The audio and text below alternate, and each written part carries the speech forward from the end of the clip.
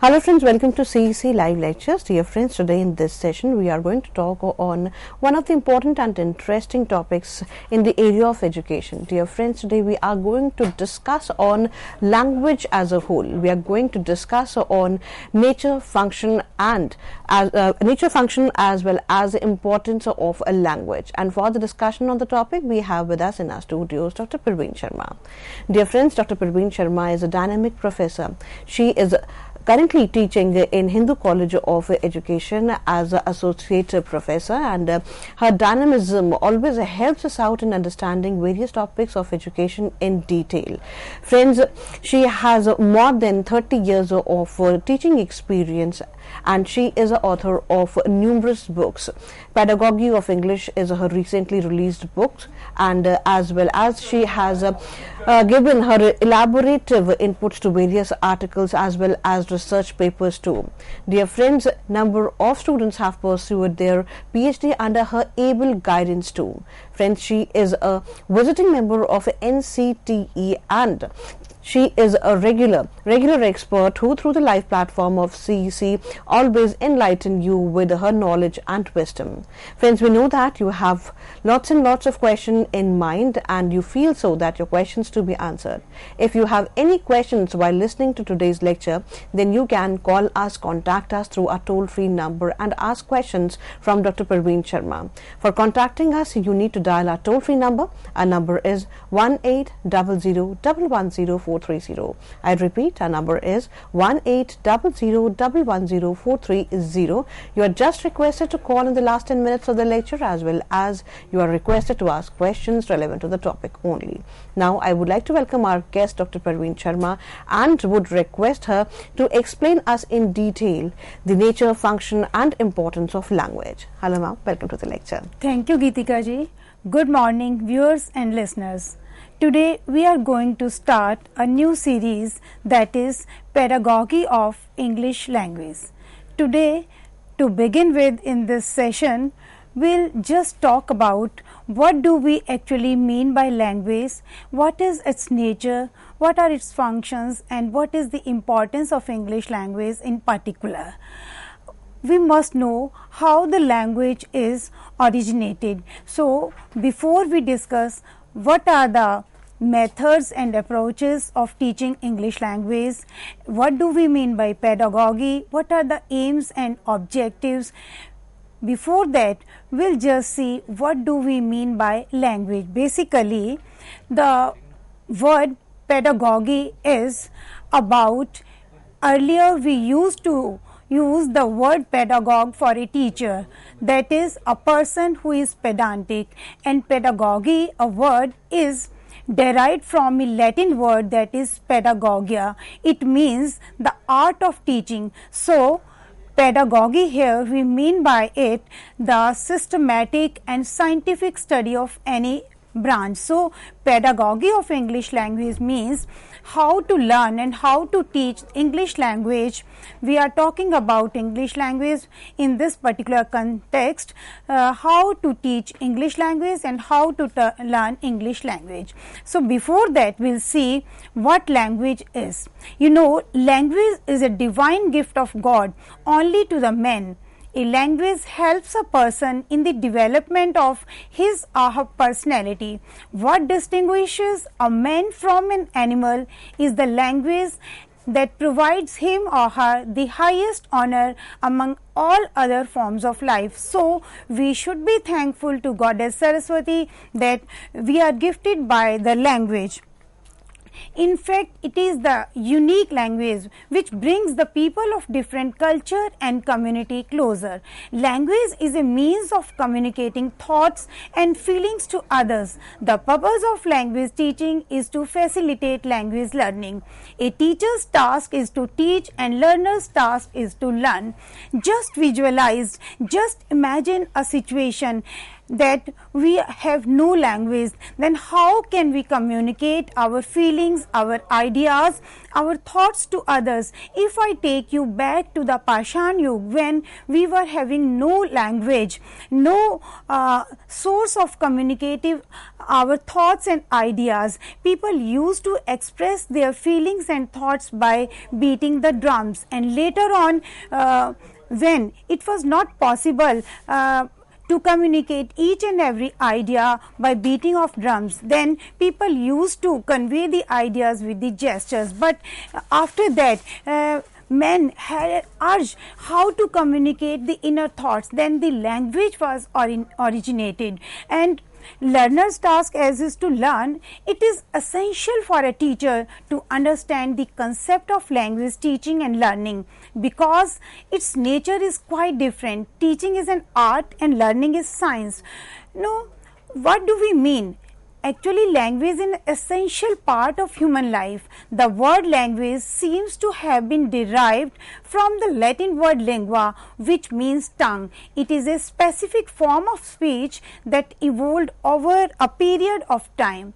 It's a kind of conventional arrangement, a common usage and intelligible patterns of idioms and words which help the group to communicate effectively. Since language has relevance only in a social setting, it is called a social phenomena. Language undergoes a continuous change. It's not a static process, because so many changes keeps on coming due to the various effects. I'll be talking about those various effects, how the language changes, how the language gets its change shape. We'll discuss.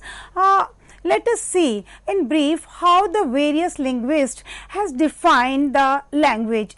There is a famous linguist, Mr. Sweet. According to Sweet, language reveals ideas and feelings through meaningful sounds of words.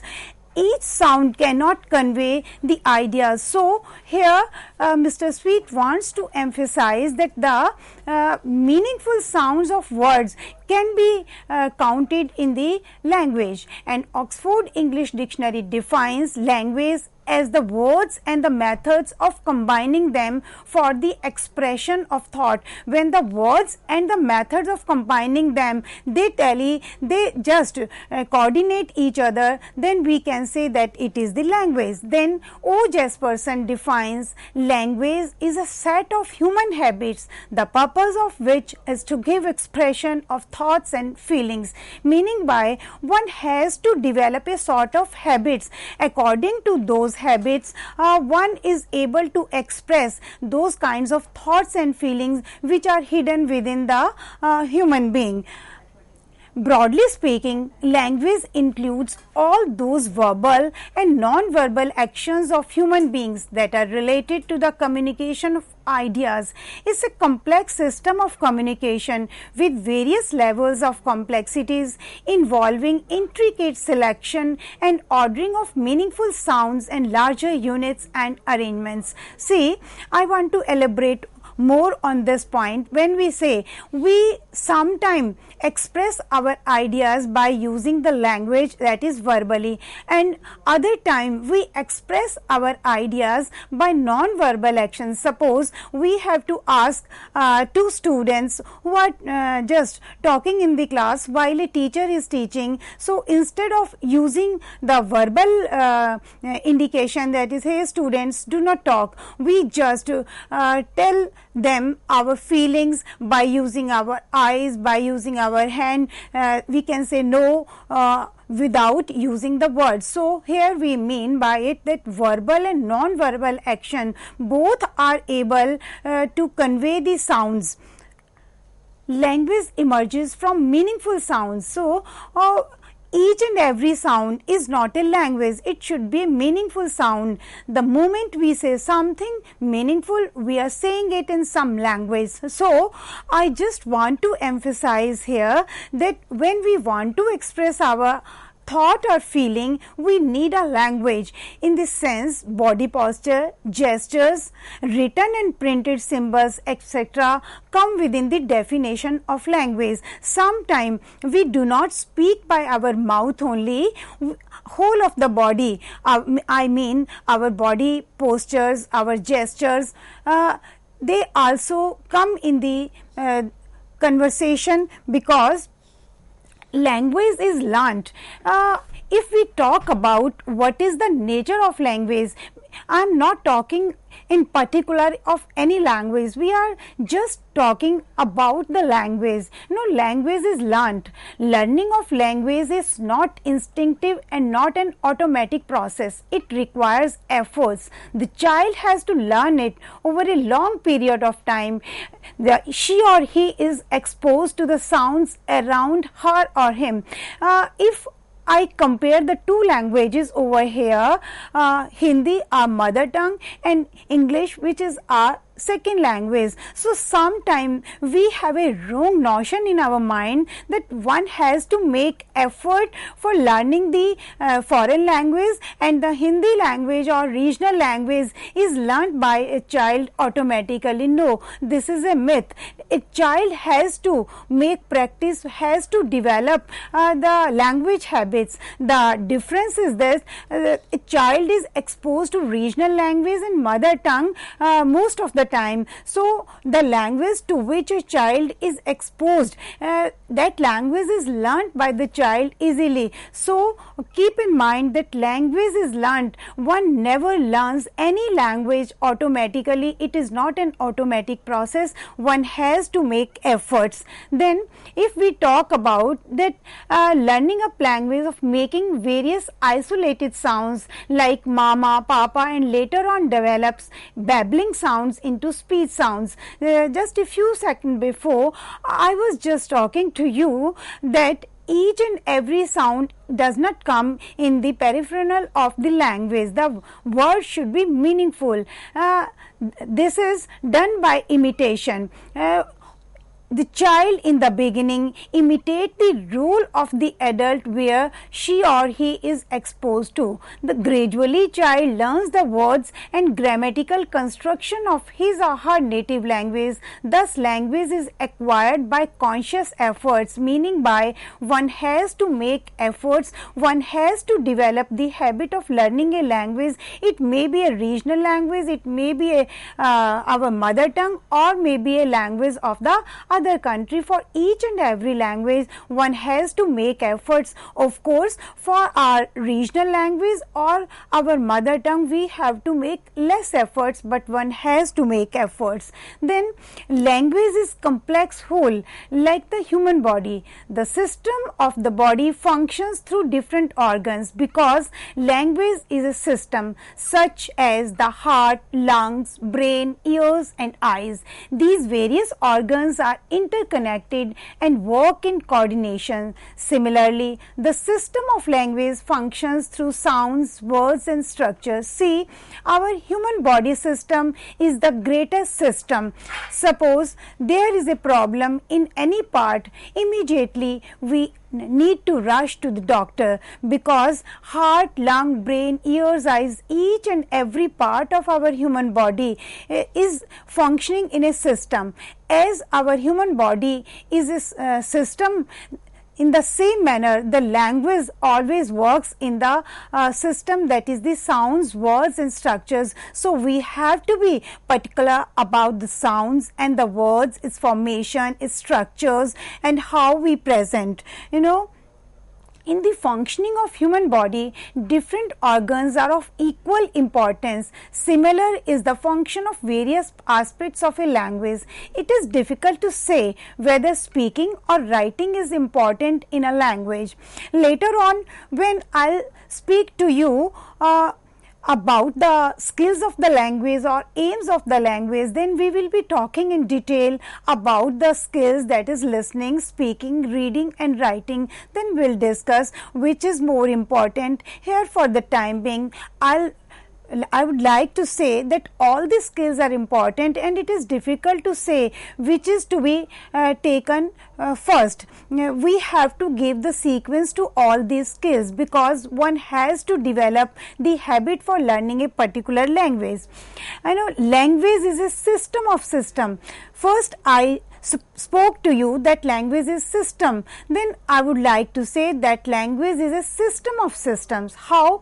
Language is undoubtedly a system. That system involves sound, that is phonology, words, that is morphology, and structure, that is syntax. These different elements functions in coordination, as the human body has a blood circulation system, a nervous system, bone structure system. So all the system have to function within the coordination. So in the same manner, when we say, suppose there is a SVO pattern, subject, verb, object. If we change the object with the subject, then the meaning will undergo a change. So that is what we mean by that language is a system of systems, as the human body organs have to work in the coordination. In the same manner, the morphology or the syntax or the semantic aspect, each aspect of the language, I mean subject, verb and object, have to coordinate with each other, otherwise the meaning will undergo a change. And I will like to explain the system of this subject verb object while we come on the principles of language learning.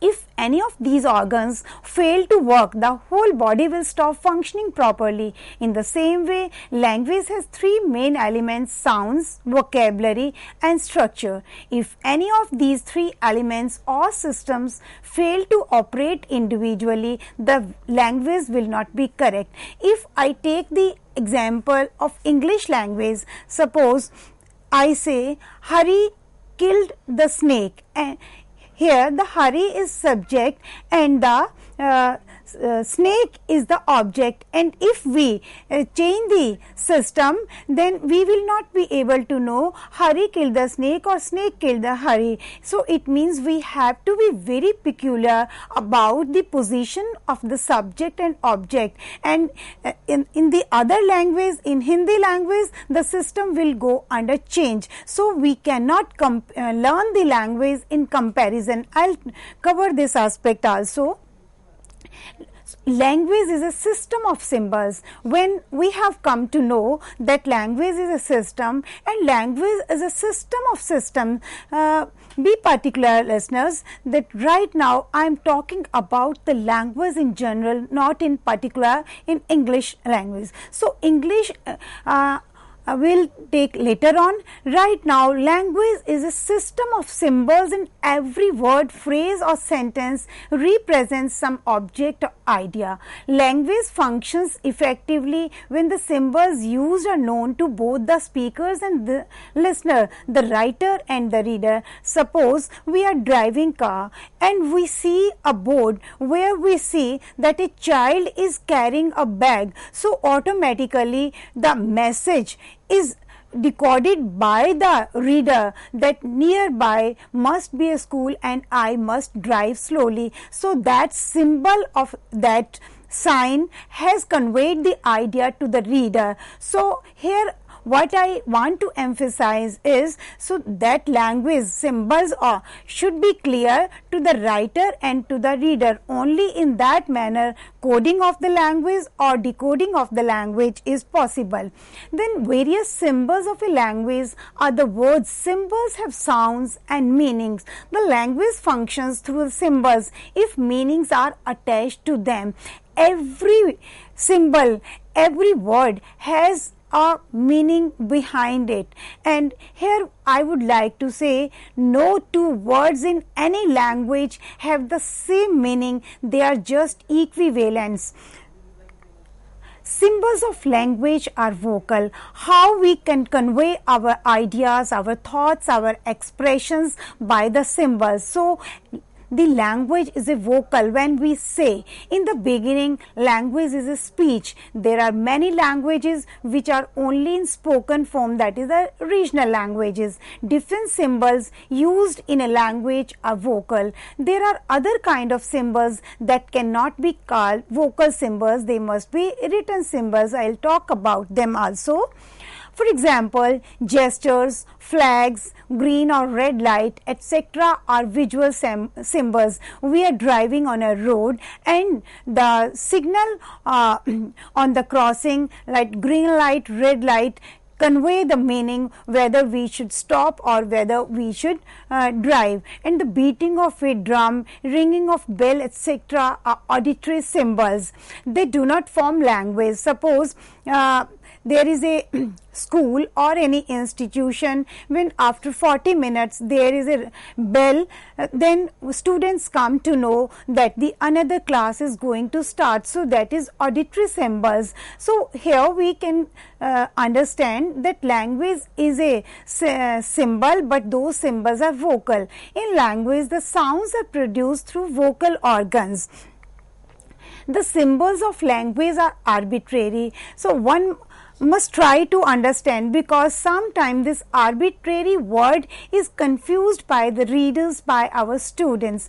By arbitrary symbols, we mean that there is no visual relationship between the word and the object it stands for. For example, before me there is a table. So this table doesn't mean a thing or an item where on which we the things put on. So table doesn't mean the item where we put on the things. The word was originated when the word was originated. So table stands for it, word table. Let us take the another example, fan. Fan doesn't mean the object which gives us air. We have not named it on the basis of some logic or scientific principles. As if I ask someone, what is your name? And the child says that my name is Pragati. So it doesn't have the meaning behind it. The name of the child Pragati has been named by the parents. In the same manner, the name of the fan or name of the table was given by the originators of the language. So the word table or the fan has no meaning behind it. It doesn't have any logic. That is what we mean by it, that symbols of language are arbitrary. It has no logic. And later on I will speak in detail on this aspect, that never find any logic behind the language, as we have no logic behind our name. Our name was selected by our parents, which was liked by them. In the same manner, the name of this object was selected by the grammarians or the linguists. So any word do not have any logic or scientific principles. In English we say fan. Of course in Hindi we call it a pankha. Further I'll talk about the language is unique. Each language is unique because it has its own style of functioning. The sounds, vocabulary and structure of every language have their own speciality. There are geographical and cultural diversities, and that is the main reason why one language differs from the other. As if I give you the example, no two individuals on the earth are the same. They have unique characteristics. Even the fraternal brothers or fraternal, any child who are fraternal or the identical twins, they are not having the same characteristics, same traits. There might be some kind of difference. In the same manner, no two language is unique. So we cannot understand, and rather I'll say we must not understand the language in comparison. Suppose in two languages we say, and all the time we try to compare the Hindi language and English language. So my dear listeners, my dear viewers, never try to understand the language in comparison, because every language has its own unique traits. language is for communication. When Johnson says speech is the instrument of society, why the language was originated? Because earlier in Pashan Yug, people used to convey their ideas by beating drums or beating their gestures. So later on, the language was originated. Speech is the instrument of society. It never works in vacuum. Only through language we can pass on our ideas to others. Without language, we shall not be able to express ourselves. That is why whatever is in our mind will remain with us. If we had no language, the ideas, what we think or what we want to express will remain within our mind. How do we come to know that Browning was a very optimist poet? By media, by literature, by books.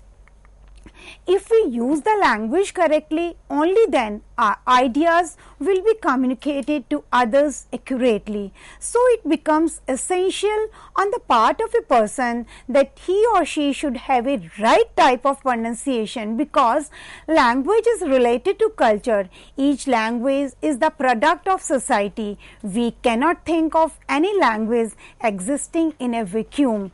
Human language is transmitted from one individual to another, not by physical inheritance but by learning. It has meaning only in relation to a particular culture and society. When I say that language is not inherited, so here I mean that the society or the culture in which one is exposed to or where we are residing, we are influenced, our language is influenced by the society, by the culture where we are brought up. So different language changes its shape and model according to the needs of the people in a particular society.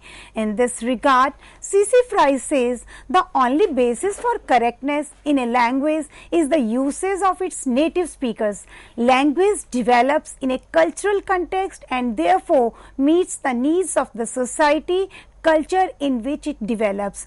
I would like to focus more on the native speakers. Suppose we want to learn English language. For this, our English teacher is not the exact model. Rather, we have to listen to the native speakers through the media or through the exchange program of the teachers, because language in learning a language, we have to imitate the correct model, and the correct model of learning a language is the usage or the listening to the native speakers of a language. And language is ever changing. Change is the law of nature. No language on this earth is static. Every language is undergoing a change with the passage of time. Language change in all their aspects, in their pronunciation, word form, syntax and word meanings. Lastly, in this slide, I would like to explain more. If I say that language changes, I would like to give an example to you. Suppose I give example of a word fakir. Earlier in the olden times, when we used to say the word fakir, it used to mean a saint person. But in these days, in present scenario, if we use the word fakir, it is understood like a shabbily clothed person. Why you are dressed like a fakir? So it means the word goes on changing with the impact of the society, with the impact of the culture where we are brought up. So one may find difference in the English used in the official documents and English of classical literature and the spoken English. If we want to understand English language and learn its uses for various purposes, we will have to develop a clear idea about the varieties of language which can be divided later on. I'll talk about it. So for the time being, I hope it is clear that what do we mean by language and what is its nature. With this note, we would like to thank Dr. Parveen Sharma for giving us this beautiful session where we try to understand about the importance of language which is an integral part of human life. Dear friends, we know that you wish to learn more through this session, so you are requested to be with us as we are going to be back after a short break, and we are going to learn more on language, more on English language too. So be with us. Thank you.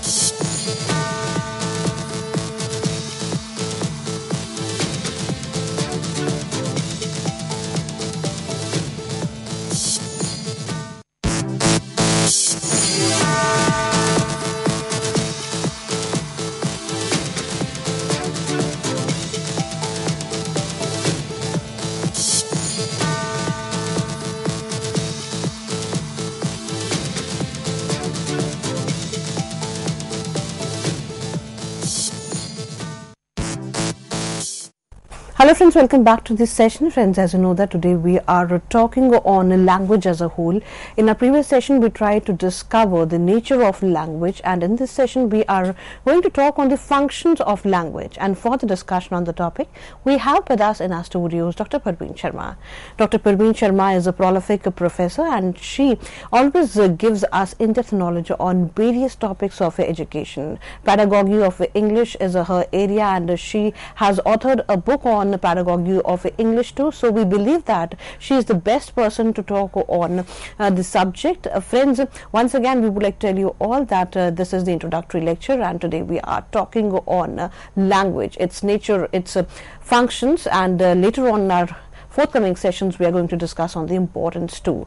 Friends, we know that while listening to us through our previous session, you might have raised lots of questions in your mind, and you might be feeling if Dr. Parveen Sharma would give answers to your questions. So here she is ready to give answers to your questions. For that, you just need to talk to us through our toll-free number. Our number is 1-800-110-430. I repeat, our number is 1-800-110-430. You are just requested to call in the last 10 minutes of the lecture only. Now, I would like to welcome our guest, Dr. Sharma, once again. Hello, ma'am. Welcome to the lecture. Thank you, Geetika ji. Hello, friends. Now, in this session, we will be talking about the functions of language. Before functions, I would like to throw some light on the wide variety of language. Yes, there are different varieties of language. First is the Idiolect. What do we mean by? You must have heard the word dialect, but you may not be familiar with the word idiolect. Idiolect is the speech of each individual is different in some variable degree from every other speaker of his or her language. The language of each individual is thus unique and peculiar to him or her. This language of the individual is called his or her idiolect. We know the dialect, we know the register, we know the standard language, but each and every individual pronounce or speak the word in his or her own style. That own style of speaking or pronouncing the word of each speaker is known as idiolect. So this is one variety of language where the speaker is pronouncing the word in his or her own style or the manner, that is we know by idiolect. Further, idiolect is an individual's personal variety of the community language system and is thus identifiable pattern of speech of the individual in its totality. Your idiolect is your total command or knowledge of your language. You know, you have learned your language, you have known the grammar behind that language, the principles and the mannerism. Even then, the individual style of speaking or pronouncing each and every word in his or her own regional language or mother tongue or in foreign language is different from the another person. That is, we understand by the idiolect variety of any individual's style. Then second variety is the dialect. Language is acquired in the society. Language changes due to the influence of time, space and social class. Earlier to it, when we were talking about the nature of the language, I spoke to you that language is a dynamic. Language is never static. It goes on changes. So how the change in the language comes? Due to the geographical area, due to the use of the speakers, due to the time effect, due to the space and due to the social class and due to the effect of the other countries and our exposure to other countries and other languages and the speakers of other languages. So all these factors have their own impact on our style of speaking a language. Even within the same community, socio-economic status and culture bring its own impact on the language. How? If a person belongs to high strata, the word which are used in the household affairs or at their home or in their day-to-day conversation within the family members will be different. And if the socio-economic status of the family is poor, then the vocabulary used may be different, maybe not of that high strata. So these factors, I mean socio-economic factors or the other cultural factors or the community where we are moving in, and moreover the friends or the company in whose company we are moving in, it also matters. So these effect, they changes our way of speaking language. So they have their own impact on how we speak. So a regional, a temporal and the social variety within a single language is called a dialect. And a dialect is a variety of language but not a separate language. Mind it, when I talk about dialect, it's not a separate language. It is the way how a particular community in the whole area or in the local area that particular word or that particular language is spoken over. A dialect is made up of the idiolects of a group of speakers. Earlier to dialect, I was talking about idiolect. Idiolect is a person's own style and dialect is of the whole community which is influenced by the various factors, the community, our friends, our family members, our social strata, our socio-economic status and more other factors. And the third variety, first variety is idiolect, then the dialect, and the third variety of language is isogloss. What do we mean by isogloss, friends? An isogloss is a line on a linguistic map that separates the areas in which the language differs with respect to a given feature.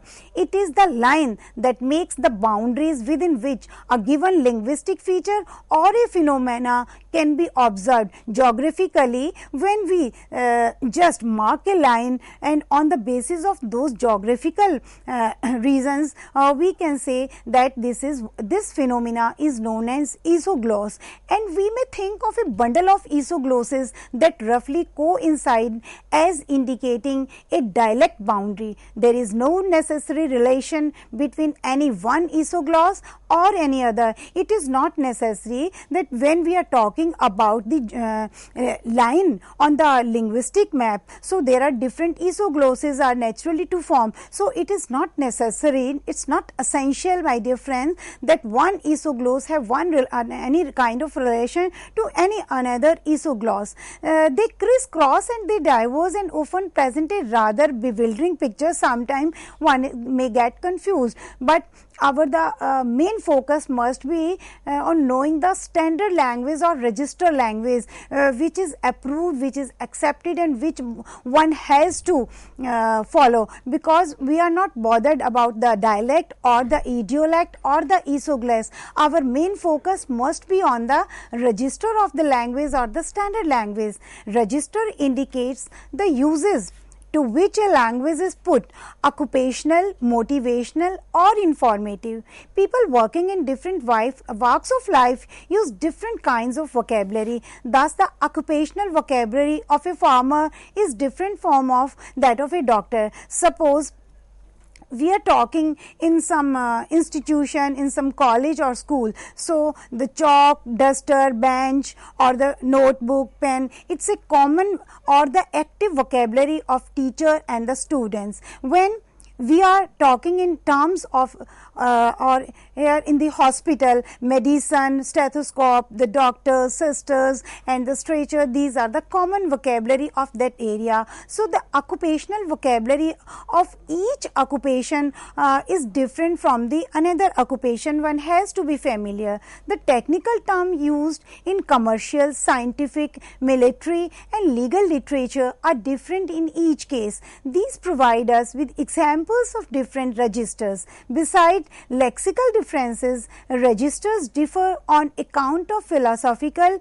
and grammatical features also, because we follow RP pattern, that is the Britishers English. Later on in the coming series, I'll talk about what is this RP pattern in detail. For the time being, I would like to say that we do not follow American English, we follow the British pattern of English, that is known as RP pattern. So our main focus must be on knowing the which is registered language or which is the language which is accepted.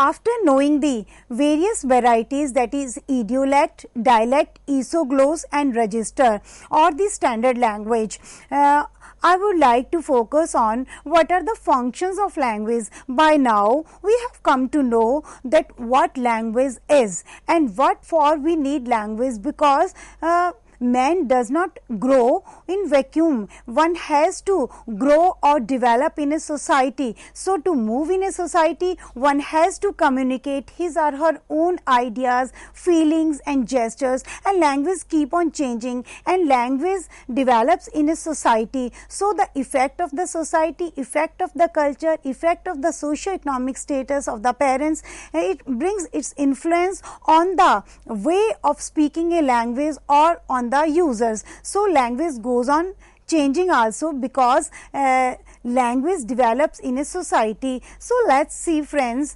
what are the functions of language. Speech is the instrument of the society. This statement has been given by the famous linguist Johnson. Language is the foremost requirement of an individual.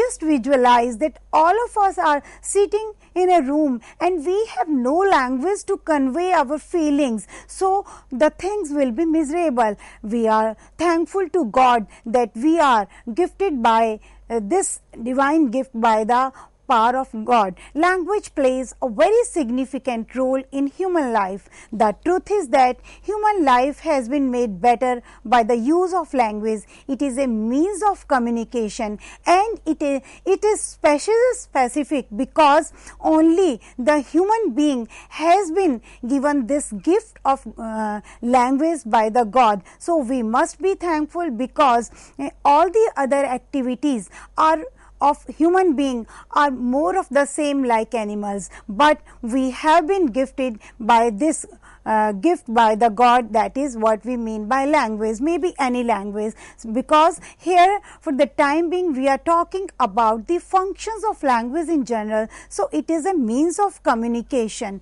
Our emotions, our desires, feelings and other human qualities are communicated with the help of a language. So everywhere we need language. Without language the human life would have been quite different. Rather, I would say that it would have been miserable to survive. Functions of language can be explained like this. First, under the primary function we say expressive function, and in the secondary functions we say directive functions, communicative functions, aesthetic functions, preservative functions, cultural function and informative functions. We will be discussing in detail in one by one. First is the expressive function.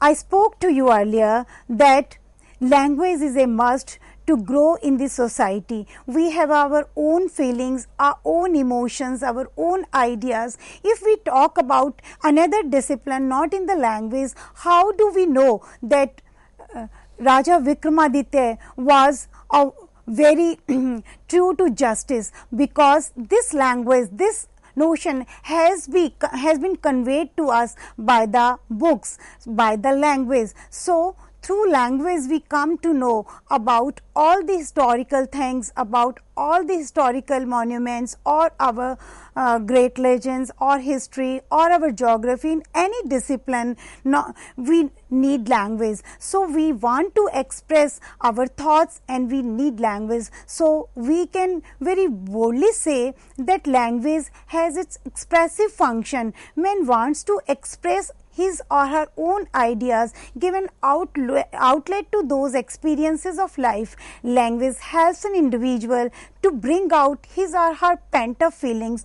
When we talk about pent up feelings, sometimes one is in a gloomy mood and one is sad and one wants to express his or her those sad feelings to the dear and near ones. When one is able to express the reason of his or her sadness or gloomy mood, then those kind of pent up feelings, when they get outlet, then one becomes normal. In psychological terms we call it a catharsis effect. So we need to give catharsis to our pent up emotions, then the hidden feelings that we are sad. When we have a language, through language we are able to express our pent up feelings. When we are able to share our sad feelings, our sorrows with our dear and near ones, then we will be normal and we will be in a happy mood. So we need language for expression. So very boldly, very abruptly we can say that language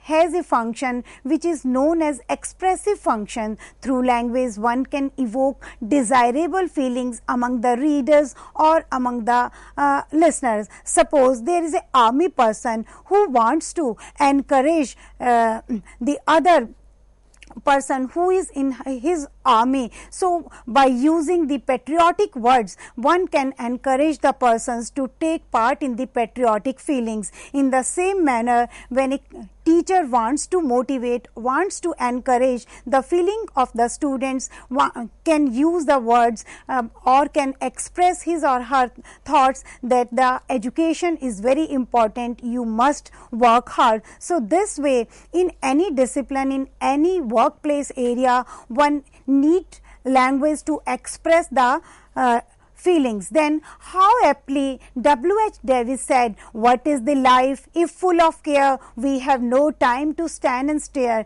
Try to understand the ideas behind these lines. It means because we are just running in this rat race and we have no time to enjoy or to share our happiness. So this is what W.H. Davis mean by it. He was conveying no information but was expressing his feelings. Then secondary functions. Secondary function is the directive function. Language is a means of giving direction to the others. Language is used to cause or prevent actions when a teacher asks the students to sit quietly or when a major in the army asks his soldiers to march ahead. So it means this direction by the army person or by the teacher is given in the language. So language has its directive function also. The intention is not to communicate information or to evoke a particular emotion, but to cause action of the indicated type. Then the third is the communicative function. Sharing of ideas in a society is called communication. For communication, language is the first requirement. Without proper and appropriate language, the communication may not be meaningful. Communication can be in written form and in oral form. It has a wider perspective. Then aesthetic function. Sometimes an individual may have some feelings, but due to lack of informative and expressive quality cannot give them concrete shape.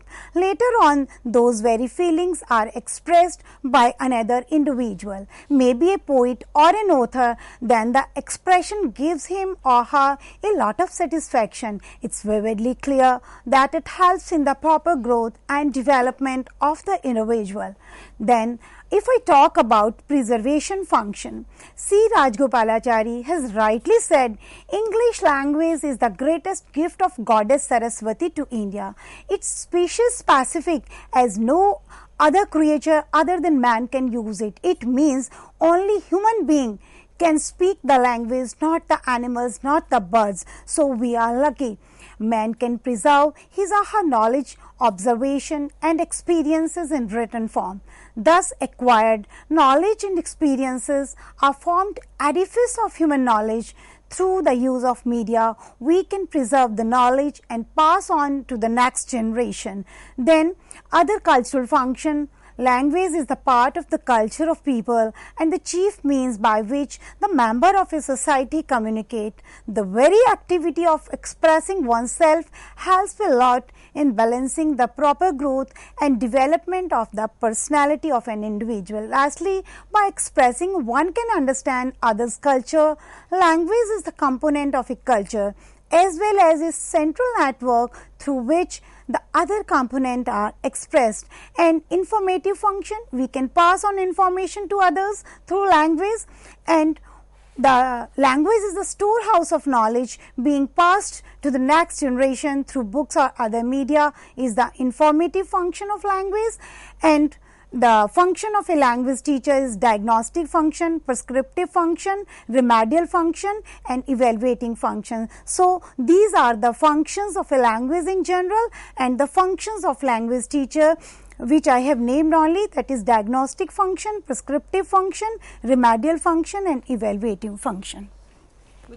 Ma'am, thank you so very much for giving us this session on language. And dear friends, we would like to tell you all that there is a lot more to discover through these sessions on language. Ma'am, as you initially said how important language is, and your community where you live also helps you in discovering and making you learn with the language. If you talk about a child in the mother's womb first recognizes the voice of the mother, and once he or she recognizes the voice of the mother, he or she starts learning from there only. Yes. So can we say that a child, if we talk about, or an infant or a fetus in the womb starts learning from the mother's womb? Yes, ma'am, you are very much right, because the child start learning the picking up the words and the language, that is the with the heartbeat of the mother the child starts learning. Because that's why if this thing I would like to explain with the comparison. Suppose a child is born in London, then when the child is in the lap of the mother, then baby cries, then the mother says, oh, you need milk, then the child will understand the milk. And if that child is born in India, when the baby cries in the lap of the mother will say, oh, बच्चे को दूध चाहिए, बच्चे को पानी चाहिए, then the child will start picking up the word there, the word milk, and here in India will pick the word दूध या पानी. So in the same manner, in the beginning I spoke to the listeners that the child learns from the imitation. One has to make efforts for learning any language, but the exposure to the language of the, especially the mother, he or she learns picking up very early when the child is in the fetus or in the lap of the mother. So it is advised to the would-be mothers that they must go through the good literature and must try to pronounce the word which they want that their would-be child must learn. It's an excellent example which we have put over here, as ma'am has said, that mother should use continuously the good language so that the child in the womb start learning the different languages or the languages which she wants her child to learn in future. Now if we move forward, when we are taking a good care of a child who is now 2 or 3 years old and has started learning the language, so it is often said that one should use good language, parents should use good language, because we have seen students or the children pick up the abusive or insulting language very easily. So what grounds or what environment should be at home so that the student or the child learns or picks up the good language? You know, I am a teacher, I am a mother also, so but parents generally want that their children should learn good words, good language, good communication, and especially in context of English language from the school, that it's the duty of the teacher. Whereas I'm sorry to say, if they are not using the good language, I mean good pronunciation of the words, they are not following the manners, then the child, whenever is in a formal setting, out of fear of the teacher or formal setting, will pronounce the good word, but whereas he or she is informal, will pick those manners of pronouncing the word which is being used by their parents. So it's an advice for the parents and for the stakeholders of the community that they must keep in mind that the children are following them, the children are imitating them. Definitely, definitely. We believe that all the parents or the children who might have watched us right now would take the example set by Dr. Parveen Sharma into account. And yes, we would like to request all those people who fight during the traffic, who use abusive language, they must take care that their children, their infants are watching them and they will be learning the same language as they are using. Friends, I have lots of questions in mind, but because of the paucity of time, it is not possible to take all the questions right now. So likewise, I know you might have lots of questions in mind and you want them to be answered. So if you are not able to become part of this live session, you can send us your questions at info.cec@nic.in. This is the ID where you can post your questions as well as your feedback regarding the lecture too. We'll try to give answers to your questions when next time Dr. Parveen Sharma visits our studio, and you are requested to keep watching us through our YouTube channel. The lecture is going to be uploaded on YouTube soon, so keep watching us, keep writing us. With this note, we are taking your leave with a promise to meet again. Thank you, ma'am. Thank you once again. Thank you, Geetika ji. Thank you, viewers and listeners.